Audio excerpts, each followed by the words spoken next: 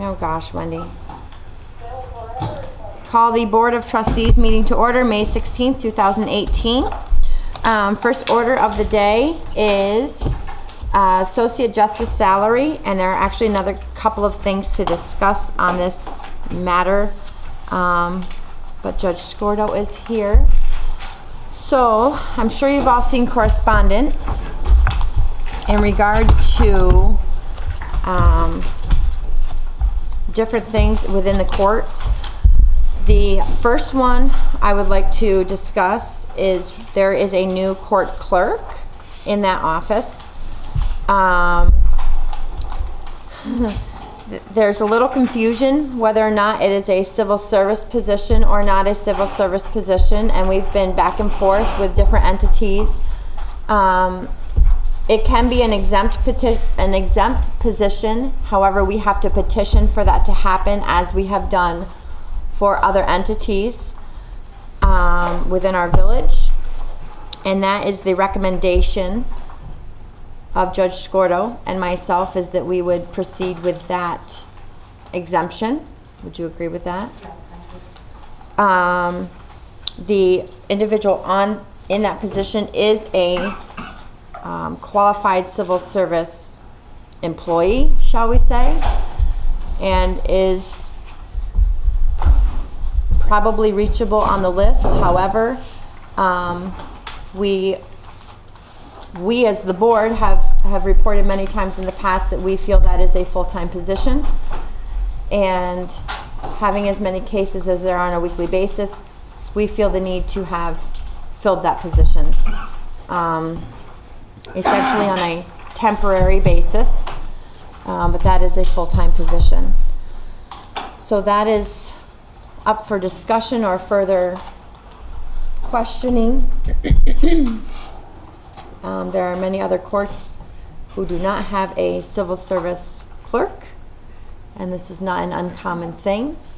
The individual in that position does not feel that it is necessary to be a civil service employee.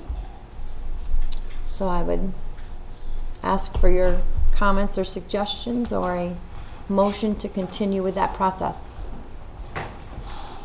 Continue with that process. And we're going down the right path. We're going to make sure this is all correct.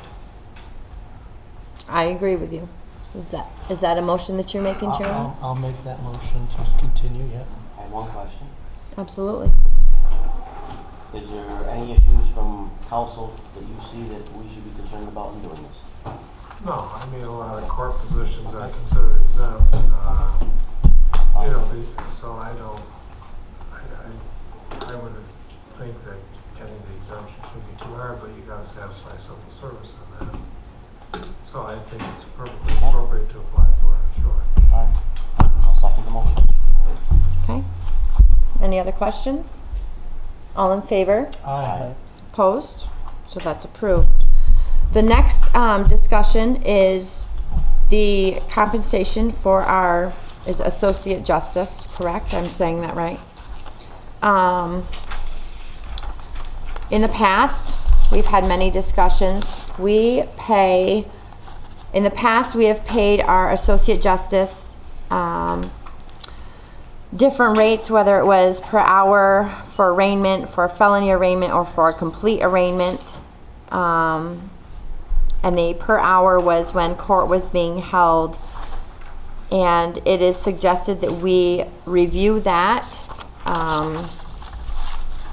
And Judge Scordo has gone through some calculations here of what she feels would be more appropriate. Do you want to say anything on this matter? Sure. I'll say you're the one really presenting it. Well, I think what the difference is, and I think obviously Judge Defone's here, so he might be able to back me up on this one. I think I'm the first justice that's actually had an outside full-time job as well as doing part-time justice work. So I think the other justices had a little more time to put in 90. And don't get me wrong, I calculated my hours just before I came between March 20th when I was elected and today, and I'm working an average at the village between 15 and 35 hours a week for just me. It's a heavy calendar, which I'm sure that I also have conflicts that were not imputed to other justices since I'm the court attorney for Lewis County. So there's cases that I can't hear. So Ricky has been taking over some of those cases. Not a lot by any means. She's taken 2 conflict cases where I was actually the prosecutor on a couple of JV cases, and they're now defendants in front of the court, so I can't do those. So she's got those. And there was another one where I was actually a witness to the event, so I couldn't take that case, so she's handling that kind of case. There's summary proceedings, small claims actions, and other civil part proceedings where, say, an LLP or a corporation is asking for the debt to be paid to the dentist or something like that. That Ricky has more training in than I do, based on the fact that she's watched all the training videos on it, above and beyond the school. And I also have conflicts with Margaret Hanno, who is one of the biggest landlords in town, who files a lot of these son's proceedings, because she's my son's grandmother. So I can't hear her cases. Kevin McCardle also represents, I'm not going to say this right, I think it's the Housing Authority, or the, Well, it could be. I'm not sure what the actual name of the Housing Authority is, but he does all of their evictions for the former 801 housing too, and those types of things. But I have appeals that are in front of me in county court that came out of County Martinsburg Court that Kevin issued. So it's a conflict for me to hear Kevin's cases when his appeals are in front of me. So I can't hear those cases at this time. So my suggestion was, based on the average number of hours that I gave you, that I computed it 2 different ways. And mind you, between January and April, Ricky would have put in less hours, obviously, because she wasn't taking the bench and she was assisting Judge Trump. Now she is taking the bench. And what we've done the last 2 court nights was she actually takes the bench in there at 3:30 in the small courtroom. I take the bench here at 3 o'clock. She does the summary proceedings, which will take approximately 45 minutes to an hour if everybody shows up on time, take testimony and so forth, and then she will come back out here and help our courtroom move faster. An example of that would be we had 104 cases on the Tuesday before last, I believe it was, and she sat there, signed out the securing orders, filled out the assigned counsel vouchers, approved them. I heard the cases, and then the clerk ran the receipts. So we did 104 cases between quarter to 5 and quarter to 7, which was pretty significant, I thought. So she's very helpful to me. She's not just sitting here watching by any means. So my suggestion was that she takes those summary proceedings and the minimal conflicts that I have on the criminal cases, and those are scheduled for her. And the same court nights, but in a different court. So I averaged the hours that she is doing. The only thing I didn't add in there is if I'm unavailable some evening and she has to come out in the middle of the night. And then, I mean, today I had to come down for an arraignment, so that took an hour and 15 minutes by the time, we waited for the public defender to show up, we did process securing orders and all the other orders that had to be done. It's very time consuming. And if I can't be reached in the middle of the night, she would have to be called. So it would be another 2 hours for her. And I did not take that into consideration because she hasn't had to have been called yet.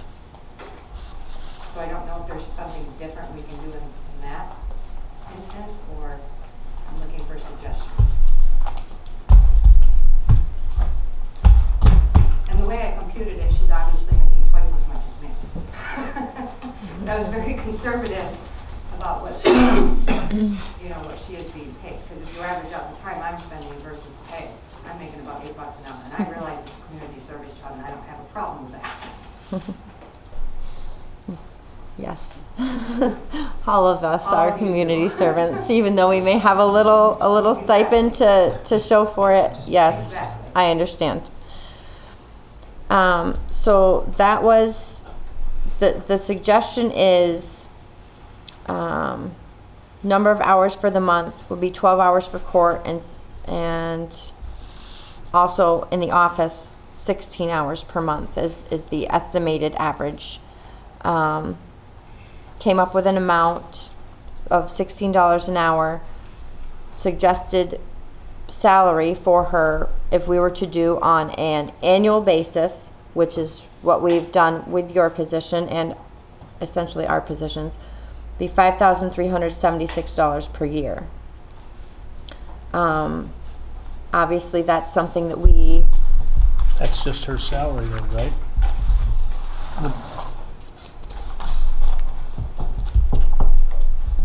I think for budgeting purposes and things, we need to look at Social Security, retirement, Retirement. health insurance.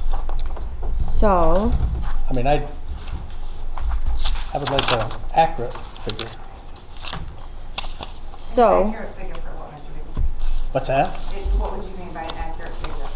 What it's gonna cost the village for the whole year. I mean, if we when were I, to, when I look at it more than salary. I figure it would be, whether it be a DPW employee or one of our officers.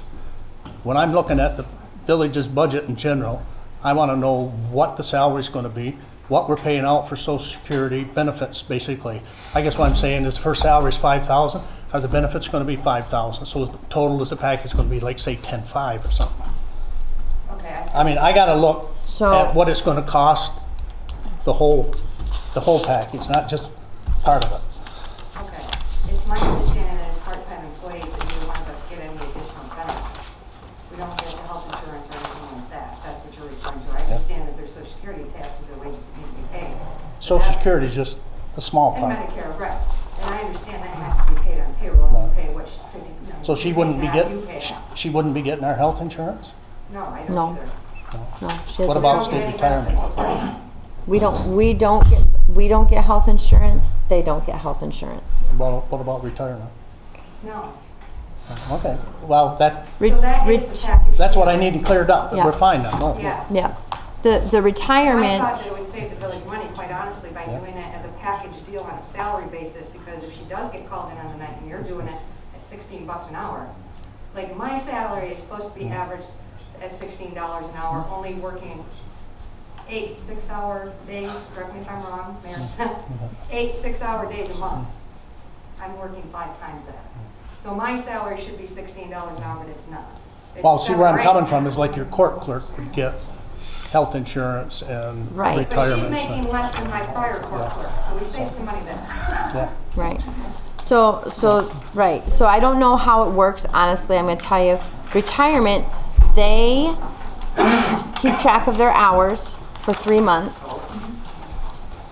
And that can be submitted, but I don't know that we pay any additional for that. It's actually credited time. I don't think it's necessarily credited. You pay towards retirement. We pay additional towards retirement. For anybody that you have that's in the retirement system, Okay, Is this gonna be more than our budget is now? Will it be what our budget is? Is it gonna be less? So- Because my feeling is, we passed the budget, and our budget is what we've sent to the taxpayers, and so that's where we need to stand this year. If what we're talking about is gonna be equal to or less than, I don't know if there's any real issues, but if it's more than that, then it's an issue. so here's our budget. For payroll, for the just the justice office, $34,750. There's equipment, which is $10,000, which is a JCAP grant. Supplies and materials, $1,300. Professional and technical services is $2,800, and operations and maintenance is $500. The total of that comes to $49,350. Of which 34,000 X amount of dollars is for That- salaries and benefits. Well, that does not include benefits. I asked Well, Pam this salary, today. okay. So the clerk position, what is budgeted is $23,000 per year. The judge is $10,250, and the acting justice is $1,500. Now, the other thing is because essentially you are hoping that these accounts balance out, just like our planning board, our zoning board of appeals. You're hoping that what you're bringing in offsets the cost to run these entities, right? The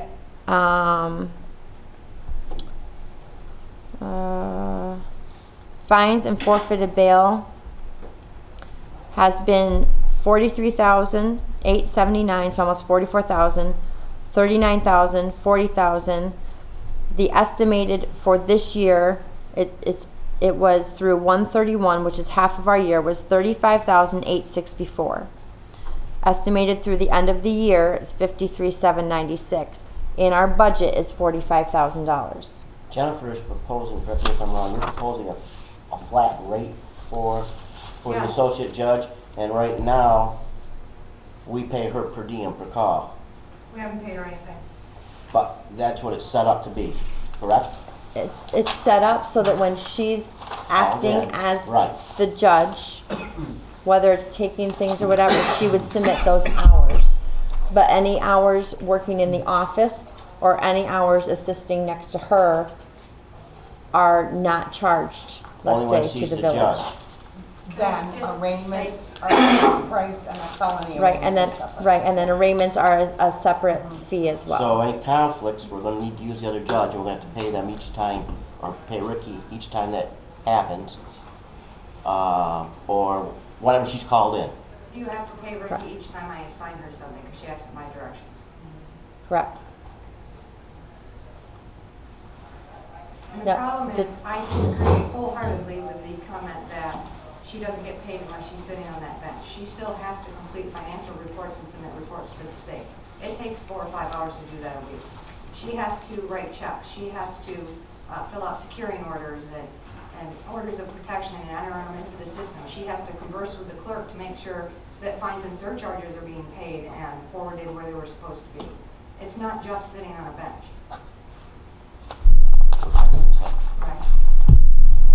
Right.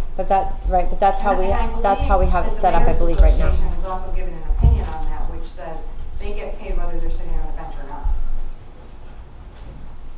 Through NICOM, NICOM has issued opinions on that.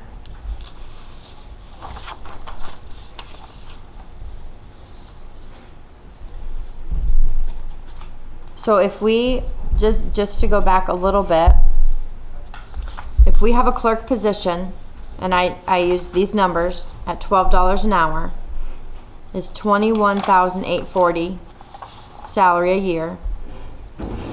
I asked Pam today what the benefits are of that position, because I knew that you would be asking financials.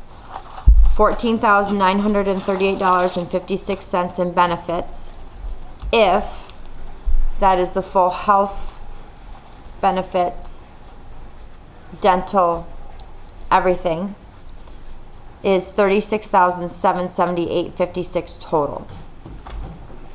That includes retirement, Social Security, Blue Cross Blue Shield, the dental, and the HRA and the HSA, and workman's comp. Roughly. Might be slightly less because there's no uniform allowance with that amount. Let me understand one thing. We have a budget of $34,000 for salaries, and basically. But our benefits are not in that, yeah. That doesn't matter Okay. to where I'm heading. Basically, what we have said though is we're gonna pay so much per time somebody's called in.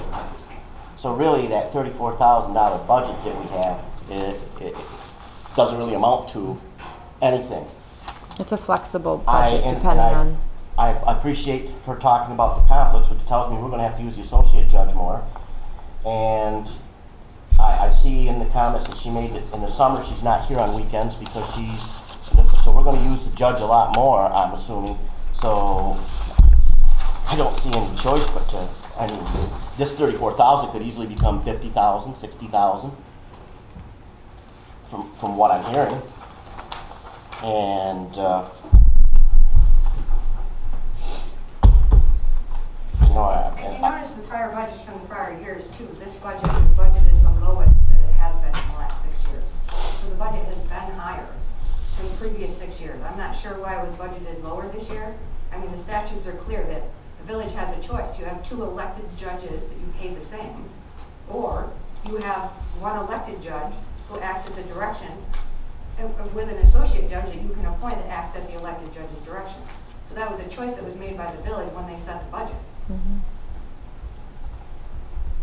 I'm not sure why the budget was set so low, to be quite honest with you. yep. So 15-16, it was $50,451. 16-17, $54,964. 17-18 was $43,437. And then this year was $49,350. And part of that, I think also, just so you know, has to do with how much we're doing. If we get JCAP grants and stuff for equipment, that does go into that budget. So there are years where we didn't have any grants that we received. So that was the lower year of 43,7. And then this year is 10,000. I also talked to the state mayor about getting 2 scanners, and they've approved that for me, but I just have to fill out the paperwork. Awesome. Discussing the scanner, the Right. scanning issue. Right. Thank you. Well, it's obvious to me that I think somehow with that 34,000, we should change the per call to a flat rate. We're only talking about a $3,000 difference from what you budgeted for. Paying Ricky that $5,000. And it's up to the Right. court from there. If she comes in twice, she gets the flat rate. If she comes in 200 times, she gets the flat rate. And that's between the court. That's not us. It'd be a monthly or bi-weekly. I don't know how it's. Flat rate would be divided by 12. Right. 12 months in a year. She preferenced that 2 weeks like I did, but that's yours. I just got a question on the office hours. Yeah. I was looking at your second scenario. And you're talking 3 to 5 hours per week to do her paperwork associated with files and the monthly reports and things. With a full-time court clerk, my question is, does she need, say, 5 hours? Would it get by with 3? I mean, why? I mean, we have a full-time court clerk that should be able to help her with some of And I that. didn't average it at 5, I averaged it in the middle at 4. At 4 hours. But the court clerk is not allowed to do our monthly reports. She has to do that on her own. Okay. There's other things that the court clerk can't do. She can't set fines and surcharges. She can't sign letters adjourning cases. She can't, there's a number of certain things that a court clerk just cannot do. Okay, that's why I'm asking. Yeah, so that's why I averaged it at 3 to 5 hours a week, but she's got the benefit of the community service aspect to her end of it too. You know, and she understands that.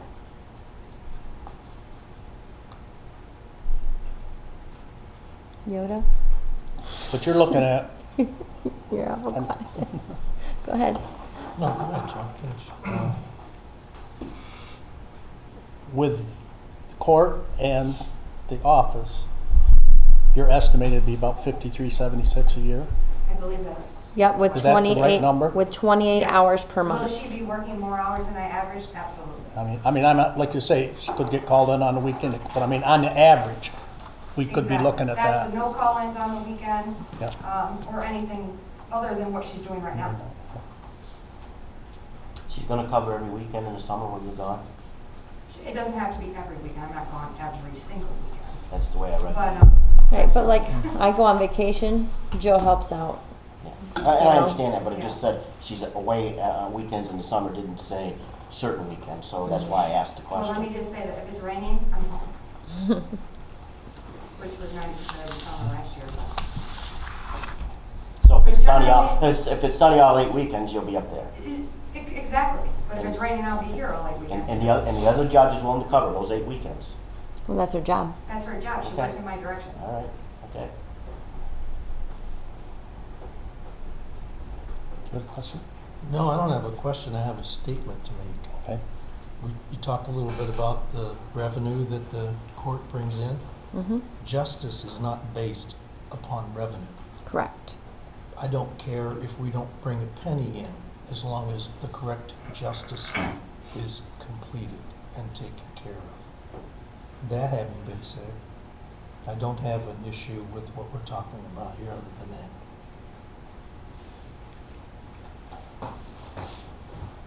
I don't either have an issue with it once I know exactly where we're coming from.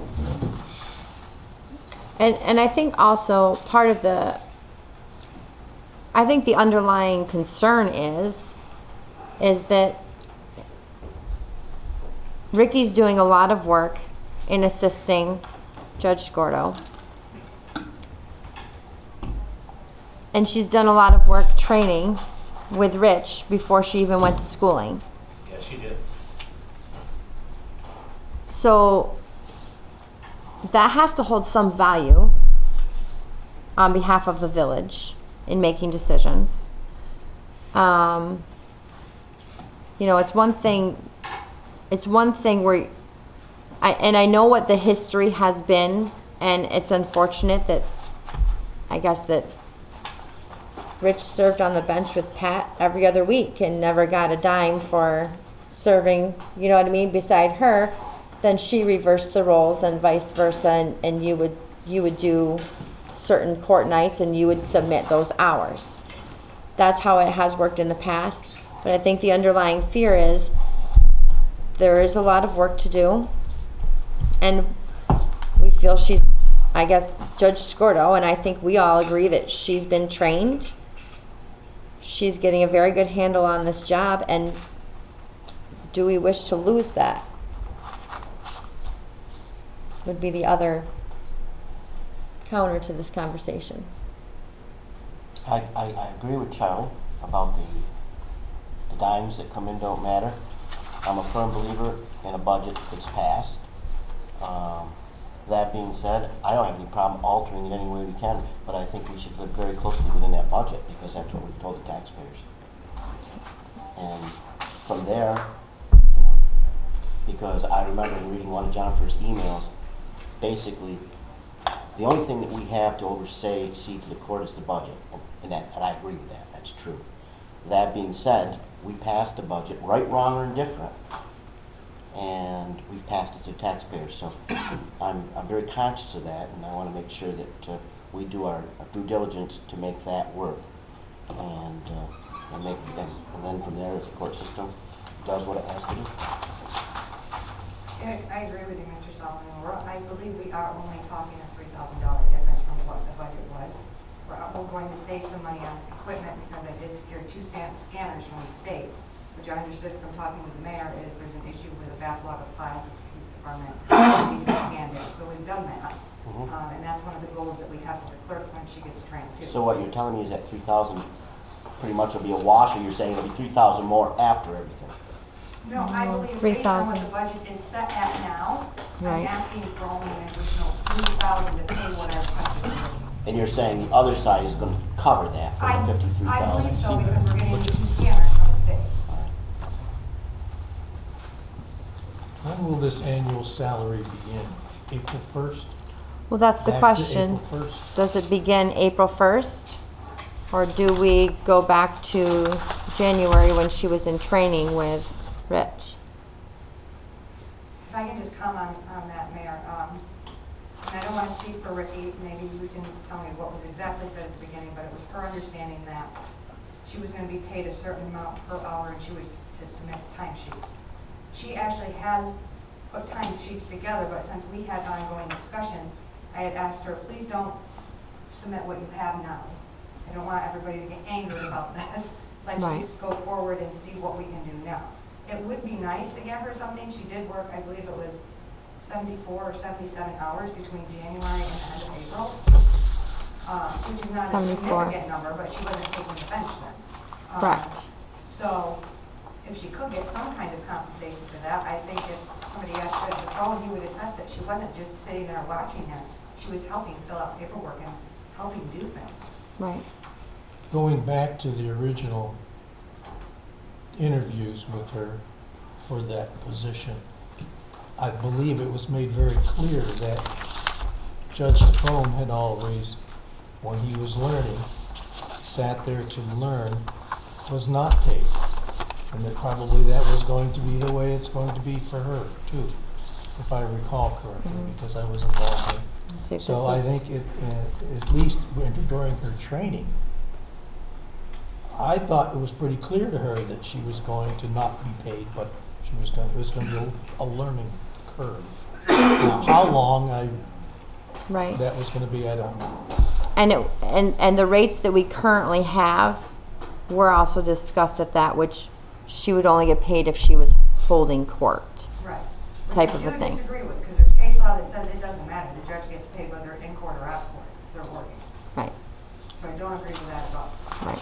And you have to remember, if she was appointed, so if you Correct. appoint somebody to a position and they're physically in the building working, they should get paid. If they didn't want to pay Rather her, than she holding shouldn't have court. been appointed as the associate justice. Can you appoint someone as an associate justice and pay them if they haven't had school? Absolutely. Okay.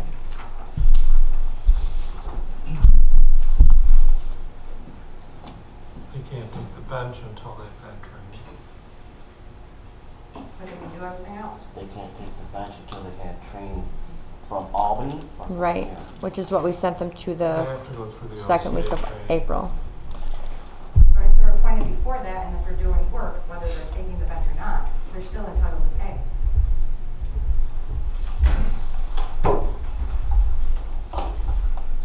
I wasn't involved in the interview, so that I can't. And that's all right. I've already Charlie. said what I thought occurred at the time. Yep. I can tell you what occurred. Please. When she was appointed, it was made clear to her, I'd like to see her get money, yes. It was very clear to her that what I had done, I had come in, sat with Pat till I could go get my training and learn and be ahead of things. And that was very clear to her that if you want to come in, sit there, see how things run, and towards the end of my term is when I got her into, okay, you're running calendar, I'll let you take people over, explain the form for the public defender's office, how to fill it out, and start working you in that way. Do you remember the dates, Judge, when she started doing that? Because to me, that's when she's actually doing the working rather than observing, if you catch my drift. Yeah. She start middle of January, I think, observing. Yeah, it was Or the after end. the first of the year. Yeah. Well, she got timesheets, that's probably gonna tell you. I think it was January 12th. Okay. And she came in most court nights and sat there and watched how, and I worked with her, this is how this form is, how it's Yeah. filled out, what it means, this is how we do an arraignment, working with her like that, because technically she couldn't do anything until she got her training. Right. Right. And at the very end of my term, I was trying to let her work a little bit to get the feel of working with the people, and you doing a little bit that wouldn't be construed as being out of her jurisdiction. Whether it was made clear to her at the very beginning that this is what had happened in the past and this is what's going to happen again in the future, it doesn't mean that what happened in the past was correct.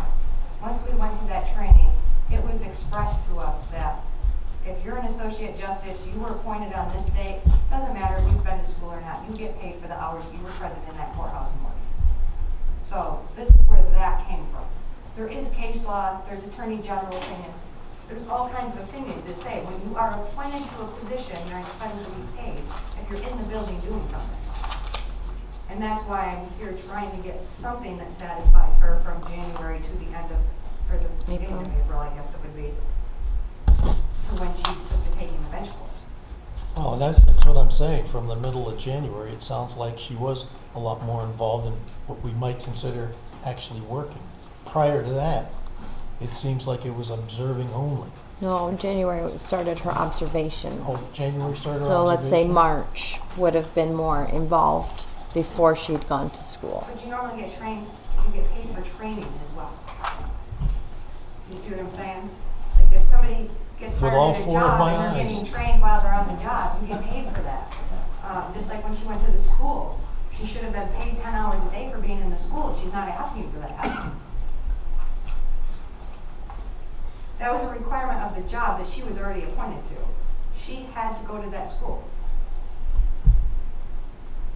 And not to mention that she took money out of her own pocket to pay all of this stuff up front without getting paid anything, and then had to wait for reimbursement. Not that that took long by any means, it was wonderful how fast that occurred. But she's put a lot of time and a lot of her own resources into this.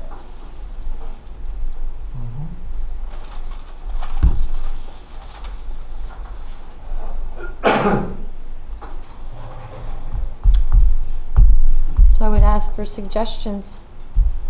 What we think is how we would like to proceed, if it's hourly, if it's a salary. Well, I think it should be the set salary starting April 1st. And prior to that, I understand clearly what you're saying, Judge, but I have a problem with someone just observing. I don't have a problem with paying while you're in school, because I think that is an absolute necessity. That is all part of I mean, that's why we pay for their food and any lodging or any other stuff that they have. It's part of becoming the judge, or the associate judge in this case. They're actually, I don't have a problem with that. And it's probably not a whole lot of hours involved in that observing anyway. We might be arguing over a couple $100 or something, I don't know. We are, because from January to the end of April, which included 40 hours for school, was 77 hours, I believe. So we're talking 30 hours. We're not talking a whole lot of stuff. So what's 30 times 16? That's what we're arguing about.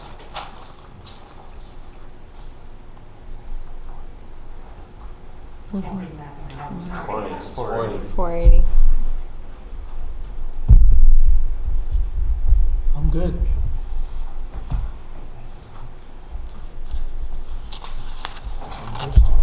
You're, you're good with, I'm good with the annual salary, and I'm good with giving her money for the work she did prior to April 1st.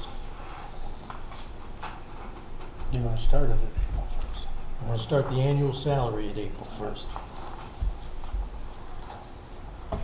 okay, so you're making a motion for the justice salary, associate justice salary, $5,376 per year. Yep,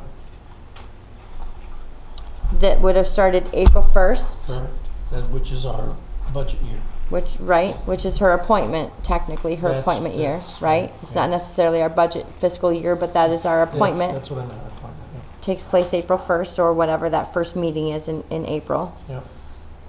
The reorganization meeting. Yeah, And that takes place at the flat rate for each time she's called in? Correct. Okay. that would be a flat rate paid every 2 weeks divided by 12. And we'll take that back to this past April. Okay. It's part of that motion. Okay. So we are not compensating from January until April 1st. Let's do this motion first, Okay. and then haggle Okay. over the other part. How's that? So Charlie made a motion for the salary for the associate justice on a yearly basis, who works at the guidance of the elected judge. Yeah.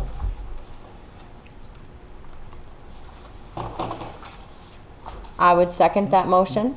Is there further discussion? All in favor? Aye. Opposed? Okay. So, back to January to April.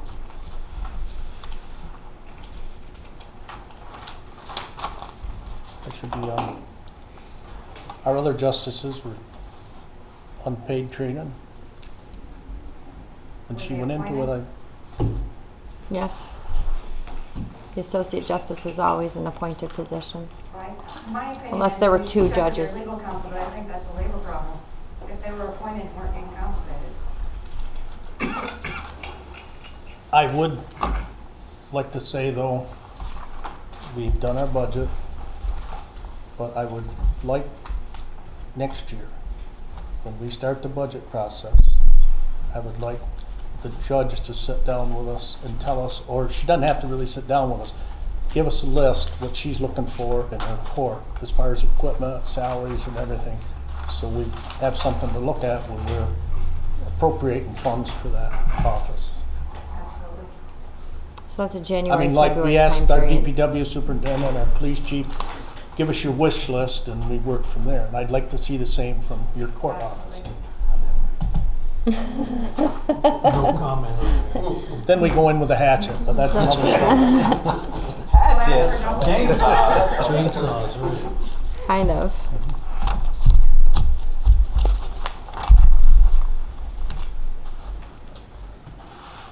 Are we done with that one? Well, we're done from April 1st. Right? We haven't figured out before that. I guess I would ask legally. Well, I mean, define what you're arguing about, and then decide how much you want to spend on legal counsel. Yeah, but I'm already paying you right now, so. just Amy gave right me- now, he but just if you want me gave to me- research it, I don't have it in my head, all right? So, you know, if we're gonna have to go back and research it and write a memo to you, No, you're not gonna save any money. no, that's right. So, you know, I think we might wanna just make a practical decision here. Amen. You've already indicated, I think, that the training part of it, the 40 hours and, whatever it was, 70-some hours that were incurred in that time period Amen. would be paid for in any event. So you're arguing over $480, which is the remaining portion. I can tell you we can eat that up a little quickly if you want us to research it and remember. Yeah, yeah. So maybe you might want to make a practical decision before you. Okay. make us do it. What do you say? She was training. What if we go from January to April 1st at $12 an hour for training wage, and then when she's trained, she got bumped up to the 16? That's your call. Huh? That's your call. But I she mean- did keep timesheets during that time? She absolutely did. I'm just throwing that out to the rest of you. Most places, a lot of places I've worked, you get paid, but as you go up the ladder, your pay rate goes up, like after 6 months or something. That's your call. I'll make a motion that it would be reviewed by the clerk with the amount not to exceed $480. For the 32 hours, for the Right. 30, whatever, 8 hours or 6 hours, Yes. whatever it is. For the months of January, February, and March, at the rate of $12 an hour. Yep. Except for the training or including? That was after April 1st. Up to April Training was 1st. after April 1st. It's more than that. Does that make sense? I don't know, what do you think, You Janet? get all that? I think so. Yeah, With the advice of counsel to help save us some money, I would have to agree to. So, who made that motion? Just listen to I it. did. Dan made the motion. I'll second that. Joe seconds it. Any further discussion? All in favor? Aye, Opposed? Okay, Thank you very much. got it. Anything else that I've forgotten?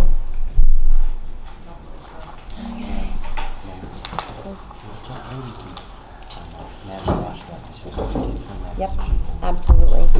So I need your timesheets, right? Yes. So Ricky will submit her timesheets to Wendy Okay. from January to March. With the understanding that if it's over, how many hours did we say? 30? I don't know, whatever $480 Okay, so equivalents it's not going to to. exceed the $480 or $12 an hour, so it doesn't matter. Right. Okay, I will tell her that. Or if it's a lot different. 70 hours, I thought. No, that was 77, but including that was April. That was 45. including to the end of So it's April. less than 70 at $12 an hour. Yes, about 30. Should be. Okay. I understand. Thank you for your time. Yep, thank you. Okay. National Abstract. I hear that you're patiently waiting to go over something with us Yes, ma'am. regard to our questioning of a street. Am I right? Yes. Welcome to the party. I'm not sure what Dennis has instructed anybody on. He couldn't even direct the meeting since we asked him to fill in for that. He stopped in my office this Saturday and talked to me for a few minutes, and so I think I understand it somewhat, but I'll let you. Okay. Thank you. So what some of you have in front of you is a copy of our abstract for Forest Avenue. There's a question on the ownership of Forest Ave, on if the village owns it or not. Your first page here is a tax map of Forest Ave in Lot 1 on the west side of Forest, on the east side, I'm sorry, of Forest Ave. That's the co-op.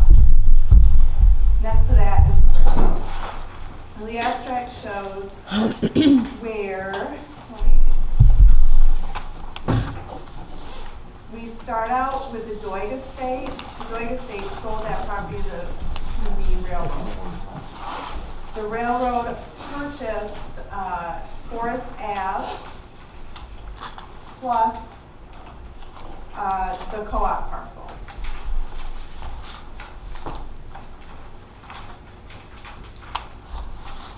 Then we have the West who also sold to the railroad. There was a parcel that was sold from the railroad to the co-op, that's lot 1 east of Forest Ave. But did not include the street. It did. The railroad sold to the co-op, it included Forest Ave plus lot 1. The way I understand it from end to end, I think is what Dennis told me, am I correct in that? Well, we've only done research on this end here. He did no research on the north end. Yeah, which is fine. You're Okay, talking all right, so you're I'm talking talking- from the one side of Shady. Yeah. Yes. Yeah. No, that's So what I meant. he did research from Trinity Avenue to yes. Shady Avenue. I'm sorry, that's what. Yes. That's, okay, that's perfect, that's what we Yes. wanted. Thank Yes. you. So when the railroad conveyed to the co-op, they conveyed all of that end of Forest Ave plus the parcel to the co-op. Okay? Okay?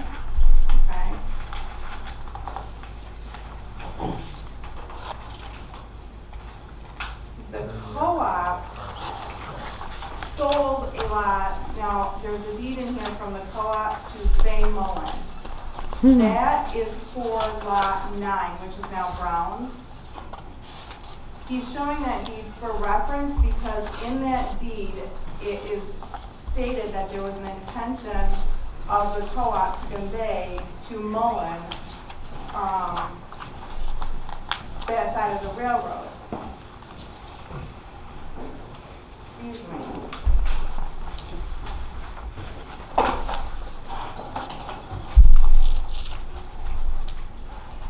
It states in there, in that deed, that the co-op, I'm sorry, I just have to read, it's the intention of the party of the first part, which is the co-op, to convey to Fay Mullen all of that premises conveyed to the co-op by the railroad, which lies westerly of the premises leased by the railroad to the village of Lowville. So it references a lease that was from the co-op to the village of Lowville. That lease we cannot find of record in the Lewis County Clerk's office. So it appears that there was a lease to the village, but there's, as stated in that deed, but we find no record of that. I'm just questioning on your map there with Fay Mullen, because I thought Fay Mullen was, property was between Trinity Ave and Bostwick Street. I can't answer that. Dennis did the research on this. He instructed me that the Fay Mullen property that we're talking about here was lot 9, which is now Brown's. Fay Mullen may have owned more property than that, which is a very good possibility On the other side. on the other side. When you say Brown's, you're talking about the plumbing supply store? Correct. Yeah, on the corner. Not the far end? No. Do you go back on the, like Brown store? Originally, that was a cigar factory years ago. We did not go out back on that parcel, You didn't go back on as far as I know.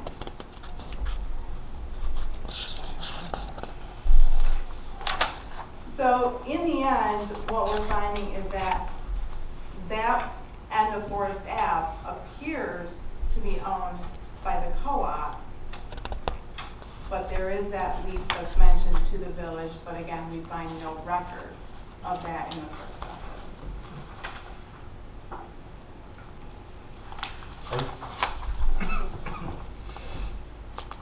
Mark, I think I sent you some maps that I had, and I recall that there being a reference to a lease for the purpose of a sewer. Yeah, it's more in the nature, because the railroad won't alienate its property, it's more in the nature of a license agreement for us to put in facilities. Gotcha. Yeah. And that may be what the reference is, and although the reference in the deed says for street purposes, I think it was for sewer. That's what I recall.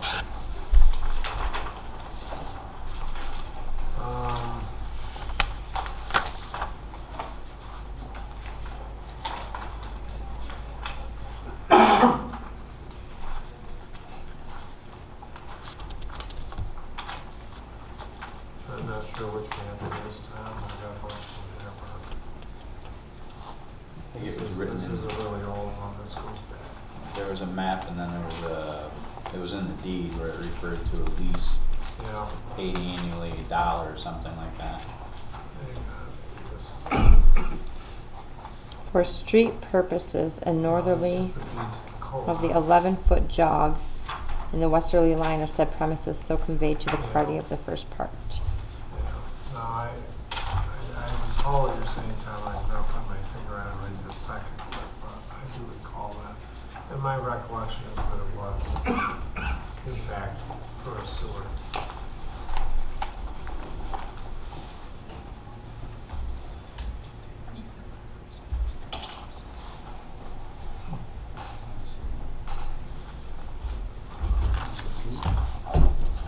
But it appears clear that we don't own the road. All right. Generally speaking, if you don't own the road, it only becomes a road if you've exercised dominion and control over it for a period of time and improved it and so forth, which there's no evidence of you doing that.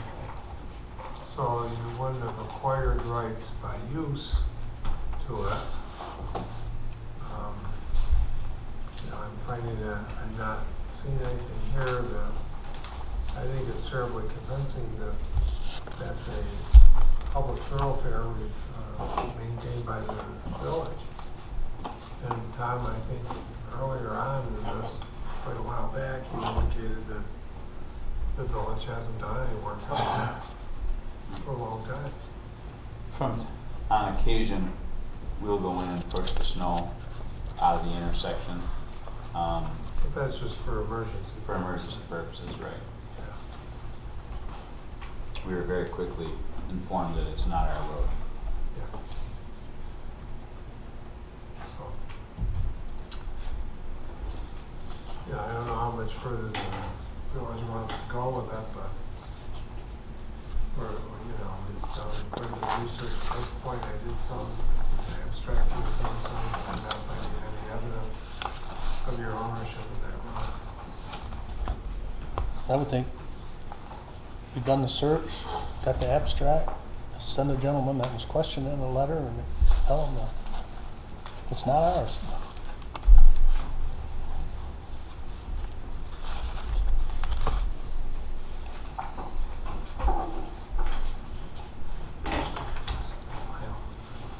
No, so here's a lease with the Farmers Co-op at the very end, right?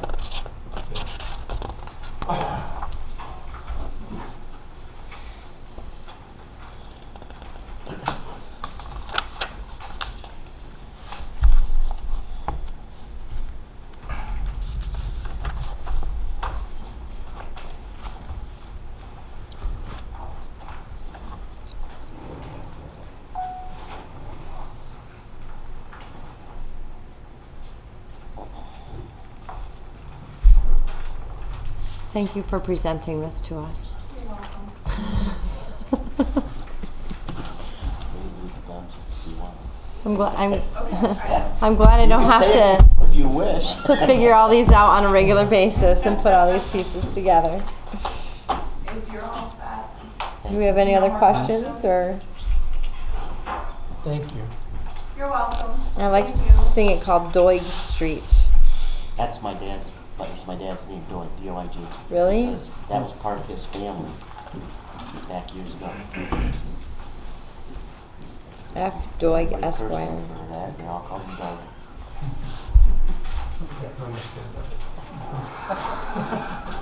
So that's our suggestion. Obviously, this is something to keep on file. But that is our suggestion, would be to send a letter to We should have spent the money. the individuals involved, and 10 years from now, the question goes up against something we got this. do we also send a copy of this to them as well, since we have extra copies, or no?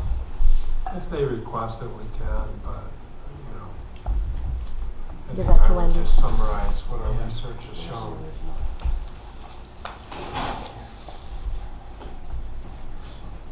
Anything else on that matter? Nope. You want that back? Who's sending the I letter? don't need to keep it. I'll draft the letter. Thank you, Mark. One of the things, well, it's fresh in my mind that I'd like to bring up is things like this when they come up, I'd like to see on a word processor, like we met with the fire department Friday night or Monday night, you're gonna hear in a minute, And I and we forgot found an to bring agreement, it. I got it. We found an agreement that was filed with the courthouse, that was filed in 2007, that you're gonna hear about, but nobody here knew it. I'd like to see some kind of a, on a word processor, anything in a one or two sentence that might bring this up, so if a question comes up, somebody in the future can refer to that, and it really should be updated whenever an issue comes up, and looked at least once a year, because it happened with that, it happened with the county agreement that we had, that, because that was discussed, and we all laughed about that, that we had with the county on the taxes, that we ended up getting stuff. We ended up finding that, but we should have all that on a word processor, in my estimation, or some kind of computer format that will easily identify these kind of things, so that we don't have to turn around and redo them again and spend money. It's a big project for a village of your size, but I'm not the saying it has to state be everything. archives occasionally does Sarah grants, and one of the Sarah grants people can apply for to digitize your records, and if you digitize your records, then they're searchable. Was that like the laser fiche thing? That's what we have, right? Well, You would have to, I'm not sure I know what technology you currently have. right?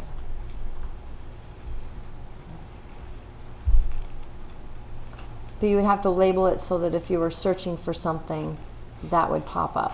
Yeah, well, I mean, Right now, we have all of our contracts that are active and passed through the village in Laserfish Good. currently.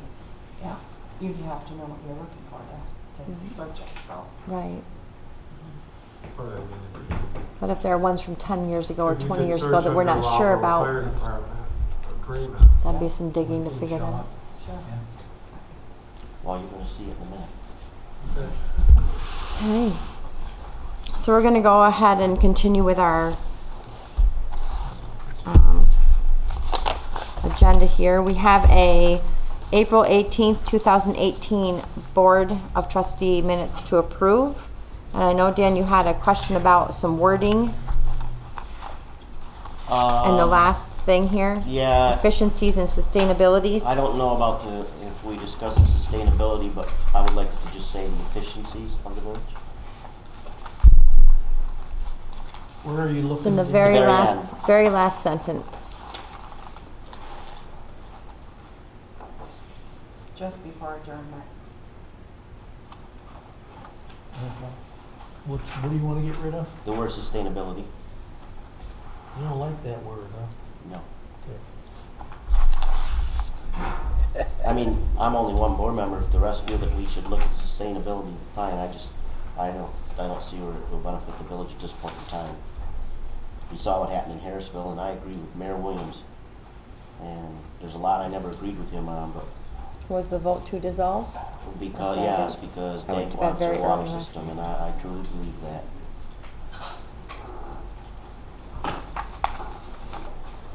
We would lose all rights if we ever did that. So with that, Is that a motion to amend the? I make a motion that we take out the one word sustainability. I'll second it. all in favor? Aye. So we're approving, I guess we could have made the motion to approve those minutes Yeah. with the removal I of make that the word. motion to approve those minutes with the removal of the word sustainability. And I'll second it. Yeah. All in favor? Thank you, sorry. Okay, those are approved. Now, approval of the April 19th board meeting minutes. We had a special meeting for vouchers. I'll make a motion to approve that. Thank you, Second. Charlie. All in favor? Aye. Who's seconding that? Joe did, sorry. Okay. Charlie and Joe. I abstain, I wasn't at the meeting. That's okay, you can still make a motion, but I will go ahead, I'll say yes to approve, and Dan will abstain. Okay. Approval of the vouchers. Vouchers, I make a motion for the general fund in the amount of $80,185.24. Water fund in the amount of $56,377.18. Sewer fund in the amount of $111,675.71. And capital fund in the amount of $10,547.11, and I move all of them. Thank you. I would second those. Any questions or discussion? I have a question, Yes, sir? just a general question to Wendy. I see the levies on both the water and the sewer fund. Is that about the norm, do you recall, or does that look a little I high? can tell them. Well, not looking, okay. If you wanna call tomorrow or email, I can find that out. Just curiosity, it's not too bad, it is what it is. I'll email you, how's that? Thanks. All in favor? Aye. Unfinished business, 5 streets. Here we go. Tomorrow's the big day. 11 o'clock, right in here. Okay? We have a block for this room. Can we use it, I assume? We do. Okay. Yep. It's reserved for you. How many bids do you expect? Probably half a dozen or so. I mean, we have the bid list, there's a lot of interest, there's a lot of, contractors on here, but some of them are suppliers, so they're bidding for primes, but it's hard to say, because not everybody on the list is gonna bid. Sure. Some people might just be looking, so. But we've been answering questions, there's a lot of interest, I mean, Kevin's on the phone every day, I'm on the phone, going over stuff with people, so there's a lot of interest. Thank you. Is there any update on the easements? I heard you were working on that, some agreements? We have We signed, we 3. came to agreement and signed off 3 just before the meeting tonight. Almonville, O'Brien, and Stanford. Sollers We is also in. got Brownell in the mail. Oh. Yay. So, And we have Sollers is in. And, yeah, so I think we're down to just 2 or 3, and I did get the appraisals tonight. I haven't really had much opportunity to go through the appraisals, but we can, now with the appraisals, we can make offers to those people and move the rest of the process ahead. Okay. So Brownells is all taken care of. I believe so. I'm guessing one of the 2 or 3 is still the railroad that's on there, on their list? Well, the railroad is never going to give us an easement, nor can we condemn one from the railroad. Right. We have to get her into a license agreement with them, just like we did on Craft. We've talked about this 2, 3 times. Well, I was just You guys are gonna going to be in touch with the I railroad. was just gonna give an update, okay, that we talked to him, and he understands the schedule on the project, and he wants one more application for that little easement. We'll give him the info, and he said he'll try to turn it around as soon as he can, knowing where we're at. So, hopeful we'll see some. Did he say he was going to give you an easement though? He basically said they're gonna treat it just like the other tracks, more or less. So it'll be a license agreement. Right.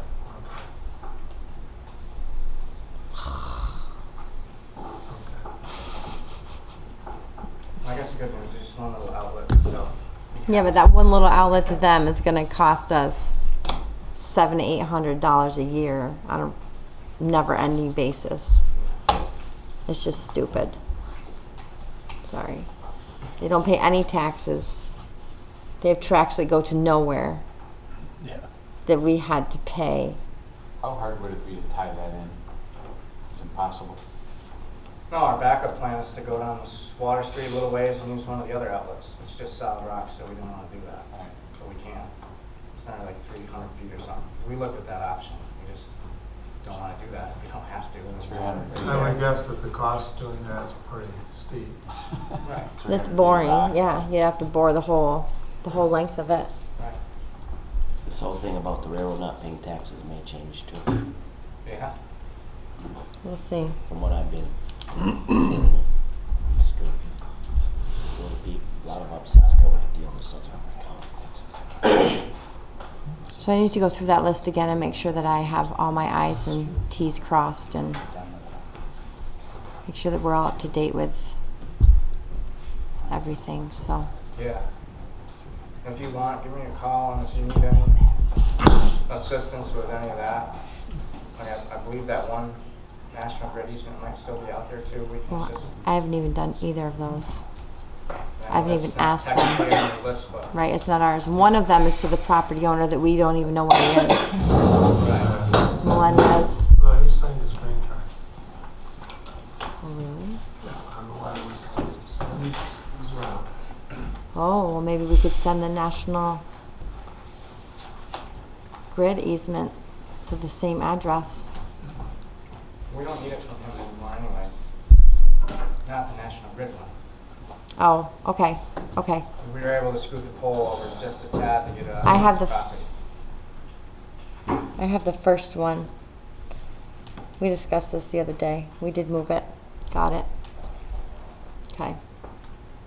Just one other thing on this, once you get the bids open, you have a fair idea what you think the whole project cost is going to be. There may be the need to readdress the bond resolution.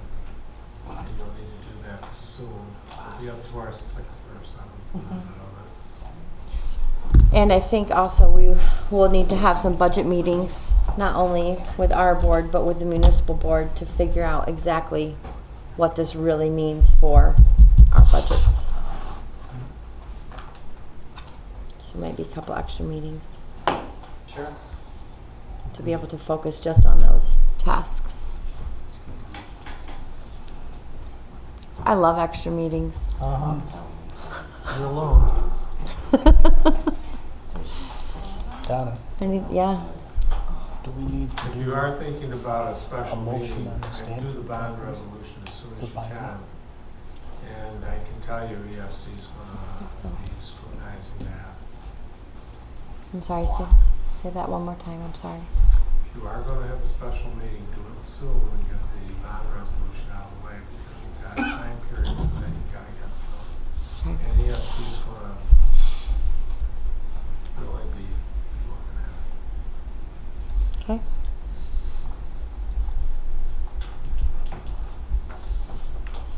How long does it take after you get the bids in to have an idea of looking them over, making sure they bid properly and accepting a bid? Probably want a good 3 or 4 days at least. About an hour. Yeah, half hour.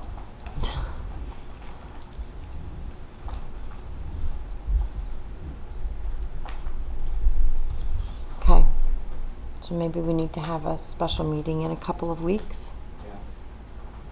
Yeah. Yeah, I mean, I would anticipate it's going to be at least a week after the bids are open, but I wouldn't wait any longer than I had to. So,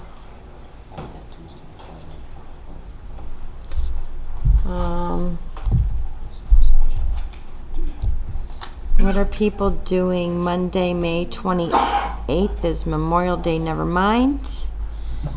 Wednesday the 30th. He said he's leaving Wednesday. You can have it without me because he's got 3 people. I'm going to Canada. You need 4 votes to pass. You need a supermajority to pass the bond resolution. Three votes isn't going to do it. You need 4 to pass it. Tuesday night, I'm supposed to have a fire department meeting. What What is it for? On Tuesday night. the 29th? Yeah. Have a combined meeting with municipal board and our board, or just where we can go over numbers and budget and everything? Yeah, that worked. 29th at 4 p.m. Is it Go ahead. possible to do it next week? Next week? The bids are open tomorrow. They need 3 or 4 days. That's Wednesday. Don't do it next Wednesday. We have the meeting, what, the 24th?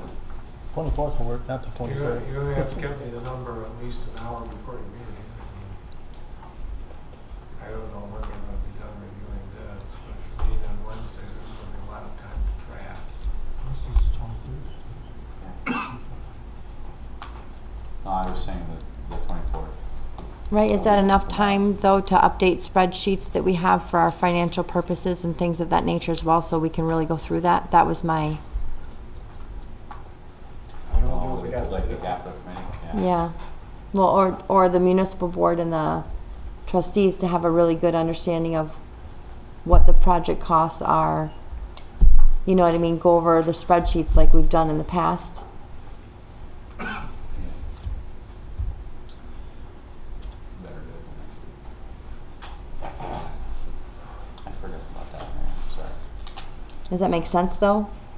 That's my intent, or no? Is that gonna be a meeting of the capital committee or the entire board? I think it'd be nice to be with the entire boards, because it's gonna affect water and sewer rates and everything else. I'd rather not have 5 meetings on the same thing, but you know, I think if we all hear it the first time and have time to process it, and then a week or two later we have our other meetings again. I guess, what are other people's thoughts, yes or no? Does that sound like a plan, or? So we want to do the 29th at 4 p.m. is the Tuesday. Do they have court? Yep. Well, I don't know if they're doing court the last, if there's 5 Tuesdays. Maybe I'm wrong, but maybe there's not court. They use both courtrooms. Yeah. Sounds like. But I think that. Yeah, but I don't think she holds court on the 5th Tuesday. I think they only have court 4 times a month. Yes, so you're good.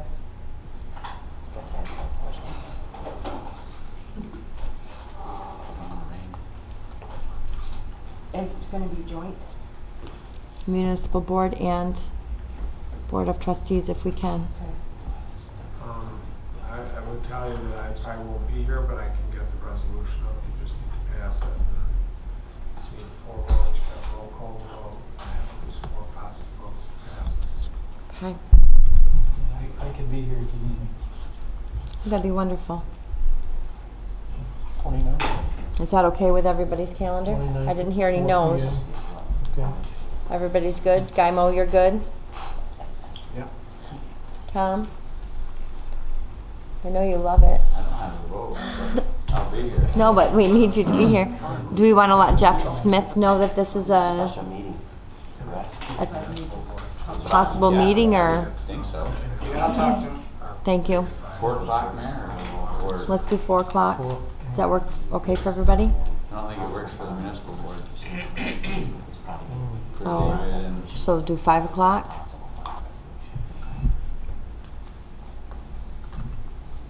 I don't know, right? I don't know if David's coaches or I don't know. Go over the bids and a possible resolution. I'd do 5:30. Yeah, I mean, just purchasing with respect to the 5 streets part. Yeah. Just make it more generic. It's suggested that maybe that meeting is later. Joe, are you available later for some of our municipal board members who are? Sure. Yeah? Yeah. It's late enough, I can make it too. But Do what it says. there's no reason for both of us. 5:30 or 6 o'clock? I can for Joe to come. So just call him after the meeting, set the time. Just let us know. Just let us know. Yeah, I'm why don't I open do that- that? open that evening. I can text the Special meeting on that night. Yep. Time to be determined. time to be determined. Okay, Put 5:30 for me. okay. So Dave, Mike Hammett, and Kristen, right? Yes. Those are the ones who have set work schedules. I'll text them and see when what time might work best. We'll let you know. Are you okay at any time that evening? Right. Anything else on the 5 streets? We're getting there. Okay. Wastewater treatment plant upgrades, phase 2. Do we have any new updates on that? I don't believe we probably do, but Not really. Continue to advance the study based on the DEC meeting that we had in April. They had requested a couple details from us. We're working on them. We'll probably get that to them the end of this week, which will hopefully have them give us guidance on whether the lagoons need to provide for ammonia and total nitrogen. That's what we're trying to get out of the DEC. Right. That'll dictate our design going forward. We're close. Okay. Thank you. Craft MOU, that's something that we need to, I think, discuss or meet with them again on to get an MOU firmed up. After the last meeting, that was your instruction to me, and I wrote to their attorney, Mr. Yep. Meyer, and asked him if we could have a meeting. He checked with his client, and they aren't so sure we need a meeting. They think that everything's good just as it does. Is that good or bad? That's, I'm not sure that that's you could take that either way. right. That's great to hear that they agree with what we've agreed upon. However, Well, we I'm don't. not sure that you can take that from that statement. Yeah, really. That's why I asked the question. Well, so the question of the municipal board at their meeting is, right, because we have craft surcharges and their Yeah. discussion, go ahead. They're gonna continue to charge at the old rates until the MOU is signed, Right. because we don't have a new agreement signed. Do we have a new permit? I mean, have they got new permit levels? I issued them a letter based on the special meeting that the two boards had for 1.1 million gallons a day. Right. So it was a modification to their existing permit, increasing their flows to 1.1 million. And I think the motions that were made at the joint meeting were based on 1.1, 1.2 max daily, 1.1 million per day average for 7 days. And I'm not sure, Wendy, do you remember, was it based on $1.39? $1. Right, which was based on the agreement that I think was had in the meeting, $1.39 per gallon on a 1.1 million gallons a day. Which was proposed by Kraft Heinz. So, right, so I think that's the question is, When does that begin? when does that billing start? And I thought it was, I guess the municipal board, we thought it was tied to the MOU. I thought it was, yeah. Well, it was a provision in the MOU, which, I thought we were close to having finalized a few months ago, but it's kind of floundered the last couple of months. So I don't know. I mean, I only speak to their attorney, so I only know what he tells me, so I don't know what the thinking is there, but. So I'll reach out and see if I can get a little more information. I think the bigger question is, Pam is trying to write them their bill. Well, we need to know what to do with that, sure. Did the municipal board suggest when that should begin or have begun at their meeting or When no? the sign- I think they're waiting for the signed MOU. Yeah. Okay. Because we signed the very generic one. You signed the letter, you didn't sign it. Right, the letter that was that we've come to an agreement, but we haven't signed the Agreed. MOU that was proposed. Had something of a meeting of the minds oral, I told you anything on paper. Or at least signed on paper. Okay. Okay. I'm pretty sure that the motions that was made by both the municipal board and the board of trustees was $1.39 for 1.1 million gallons a day, Correct. Whether they use it or whether they use it or not. Right. It was, but we didn't have a start date as part of that. But they got 1.1 million gallons a day. I think that's the question is, I would do it whenever you change the permit. Yeah. So we've issued their permit with that amount on it. we've issued an addendum to the permit which increased their flows from 800,000 gallons to 1.1 million per day for a 7-day average, and a max daily of 1.2 million. Right. When did that start? That correspondence was sent 2 or 3 months ago. But that would start whenever they received that? That would have been in April, wasn't That's it? based, that's what this board decided, yes. I can look up the letter. Because you did your letter in March, so it would have been. Yeah, you had a combined meeting March Was 8th. that, whatever, I don't have those minutes, that's what. Yeah. Combined both boards, Right. March 8th, and that's when it was. I think it was in March because By the they end of wanted to have March. an answer by the end of March 31st. Pretty sure it was a combined meeting in March. Right, but I don't know. I thought it was a special meeting at the beginning of It was a April. special meeting. It Yeah. was, Yeah. oh, it was in the beginning of Beginning March. of April. Because we had it done by March 31st. Because we had to have it done by March 31st. Just found it. You must have gone on down there after. Okay. So we obviously need to reach out to, So we are gonna bill them at that rate now? I don't know. Effective-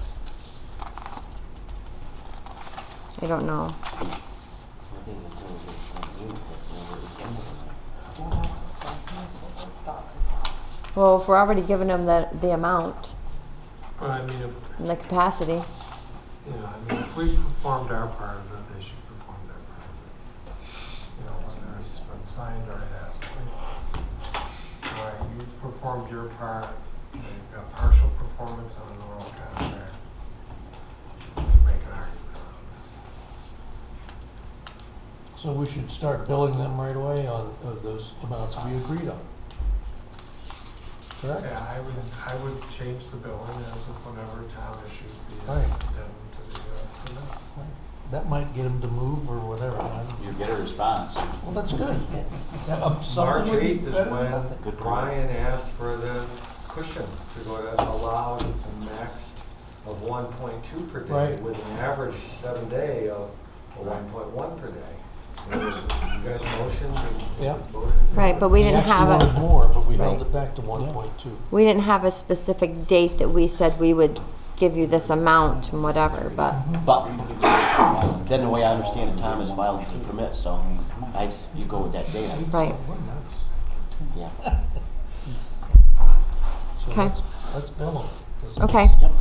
it's the right So thing the to do. motion, I would make the motion to bill Kraft at the new usage rate as was agreed upon in March, effective the date, The joint meeting. Or your addendum. Right. effective the date of the addendum Right. would be my suggestion, or May 1st or whatever. I think whichever month would be the, whatever first of the month would be following when they received that Yeah, that's fine. addendum. That'll make it easier for the billing cycle through the village. Does that make We sense? may have already billed for March. Well, then we'll go back and rebill them. Yep. No. I think Pam made, she sent them that bond payment, Yeah. which was the final bond payment. And that's why the question has come up, what rate? Because there's no bond payment anymore, it's $1.39. That's where the question came from. Yeah. So you think that they received that amendment by April 1st, Tom, or May 1st? I don't know, Mayor. Okay, so we'll need to do a little research. So whenever the first of the month is after they received that correspondence from Tom. Okay. That's my motion. Second?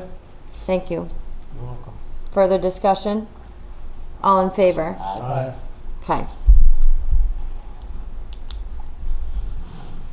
Number 3, anything else on that? Number 3, wind farm project? I don't know if we have Not anything. much of an update, although I understand they're starting to get more active again.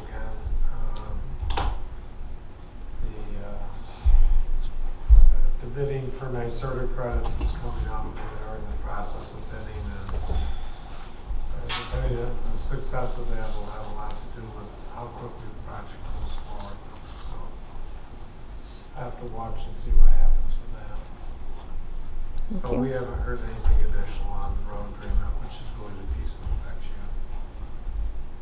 you. Okay. Forest Avenue property ownership, we already have that taken care of. Yep. Lowville Fire Department. So, Dan and I attended a meeting on Monday, and I'm sorry I forgot to copy this. Take it. But I would be happy to scan this when this meeting is over and email it to all of you. Mine has chicken scratch on it as well. So we were presented with an agreement that was made with the fire department on March 17th, 2017 between the village and 2007.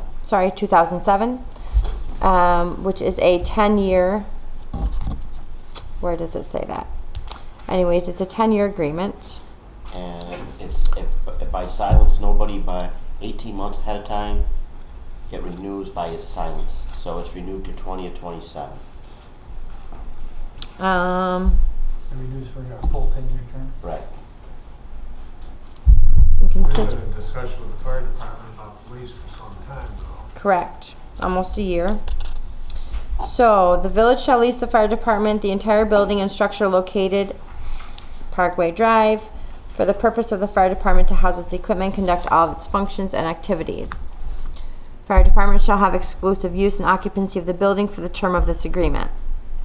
Term of this agreement shall be for 10 years, shall renew automatically unless either side gives a minimum of 18 months prior to written notice of its intention not to renew. In the exchange for the exclusive use and occupancy of the building, fire department agrees to provide fire protection services to the village. In this sense, this agreement is intended to be exclusive. It is intended to be in addition to any other agreements or provisions the village may have made with the fire department to provide fire protection services. Fire department, in consideration of its occupancy of the building, shall be fully responsible for the following. A, all utilities, including electric, heat, telephone. B, ensuring the contents of the building, including its own equipment. That's the contents of the building. We found that maybe we and they were both insuring the building all of these years. C, all basic repair and maintenance of the building, both interior and exterior, including all mechanical systems. D, keeping the village informed of the need for any repairs to the structure or mechanical systems of the building which cannot otherwise be paid out of the normal operating funds of the fire department. In consideration of this agreement, the village agrees to undertake the following responsibilities. A, the village shall continue to own the building and land and carry all appropriate insurances for casualty, damage, and fire loss to the building. B, maintain parking lots, provide snow plowing, sanding, and snow removal services. C, maintain water and sewer services to the building. D, cooperate with the fire department on any major capital projects for the building. Fire department shall agrees to meet annually in February of each year to review the respective rights and responsibilities of this agreement. Further refine the same. The parties agree that neither shall undertake a major capital improvement to the property without the consent of the other, without a clear understanding in writing in advance on how the financial obligations for such capital improvements shall be undertaken. Fire department shall provide to the village on an annual basis summary of the operating expenses, which we felt that we get when they do their budget, incurred by the fire department, directly related to the building. Fire department shall provide the village with a certificate of insurance naming the village as additional insured, covering the village for bodily injury, in a minimum amount of $1 million, and shall otherwise indemnify and hold the village harmless for all activities of the fire department conducted at the above referenced property. So, this was filed at the courts. Mary Young signed it. Derek Berge, the president at the time, signed it. And actually, shucks, I don't know if I have their newly elected officers' names to approve that. So, we obviously have been in discussions of how to make sure that we as the village are not repairing something. I shouldn't say repairing. One of the concerns with our budget was having to put away funds to be able to have funds for specific repairs on the building, such as a $60,000 roof or $20,000 windows or whatever you wish to make it out to be. The apron out front. Let's say that 7,000 or whatever, 9,000 for the apron out front.